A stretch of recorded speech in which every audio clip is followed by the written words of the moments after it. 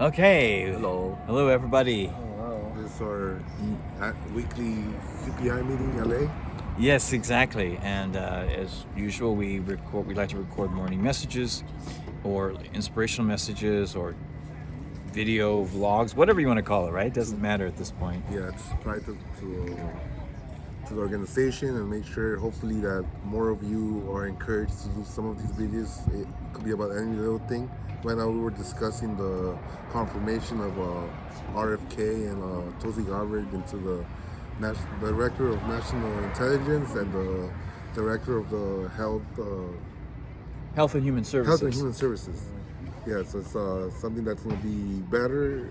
People that we think are better suited for the positions, because they like to say that RFK has no experience in that, but he has had a history of suing Fauci and the medical field for as well as chemical companies like Monsanto.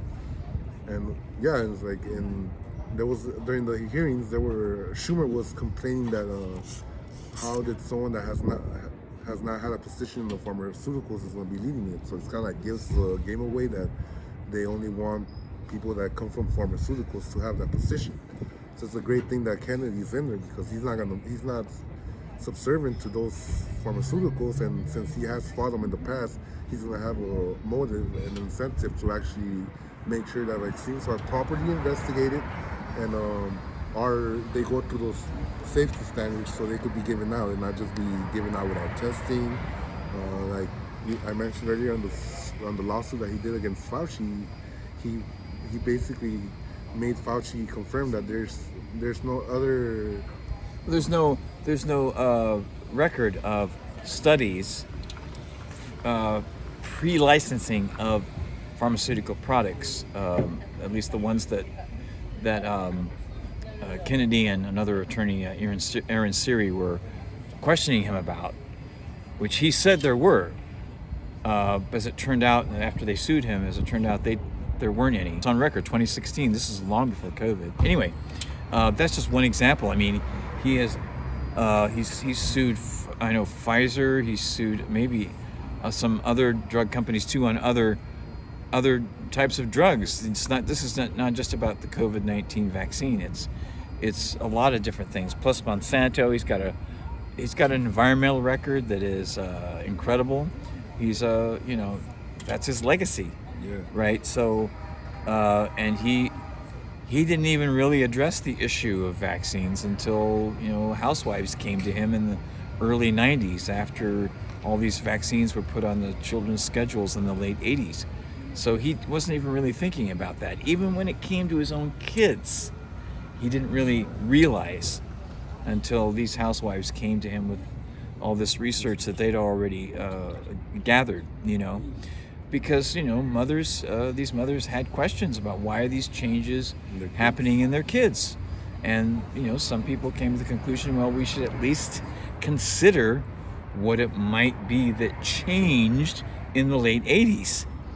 And the vaccine schedules did increase at that point. So we're not trying to say this is the absolute conclusion, but at least we should consider, like Senator Ron Johnson said in the RFK hearing trials in Congress, we should at least be open to taking a look at this, right? Yeah. At least consider it. Make sure it's gone through the proper inspections and safety measures to make sure that it's suitable to give out to humans.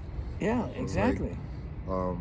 Just because they say we test them in animals, like we might, it might be that we react to certain things different than animals. Even though they say that they obtain mice that have similar genetics to humans, it was like we are not 100% sure that those are going to be effective in actual humans. Yeah, exactly. The same thing could be said of chimpanzees or dogs or ferrets, as ferrets were used in COVID studies in the early 2000s for vaccine tests that were done at that time, because ferrets actually have the closest upper respiratory type of system to humans than even rats or monkeys. So there's a lot that most people didn't get access to in the early 2020s, as COVID was going on. So we're going to see some things happen. Maybe even YouTube will now be forced to open up to putting content on that they had been censoring up to this point, and that will help to educate more and more people about what they weren't getting in the early 2020s.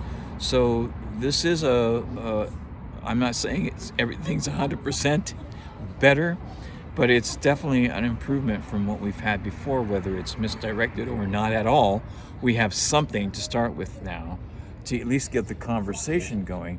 And the same thing with Tulsi Gabbard. And and as I've mentioned to some people and Ishmael and CPI, I mean, we have to talk about Israel. We have to talk about what is going on there, and what information we're not getting through the mainstream media, and why is there such a slant towards one side of the story.